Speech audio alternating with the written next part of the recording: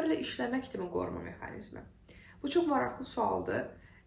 Belə izah edeyim. Tərəflər, yəni iki ayrı tərəf nə mənaya gəlir? Şəxsiyyət bölünməsindən söhbət getmir, qoruma mexanizmindən söhbət gedir və bəli, bölünmə, tərəflər dediyimiz şey bölünmədir və bölünmə, bəli, qoruma reaksiyamızdır bizim.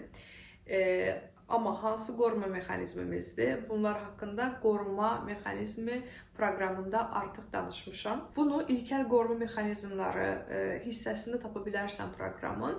Ona görə bu sualı qısa olaraq cavablasam, tərəflərlə işləmək kimi qoruma mexanizmi bölünmək, yəni tərəflərin yaranmağı qoruma mexanizmidir və bəli, sən bununla işləyə bilirsən və bu ilkel, yəni primitiv saydığım qoruma mexanizmin sağlam qoruma mexanizmi ilə əvəz eləyə bilirsən və yaxud da tərəflərin dili ilə danışsaq, bütünləşmiş bir yerdən var ola bilirsən. Növbəti suala keçirəm.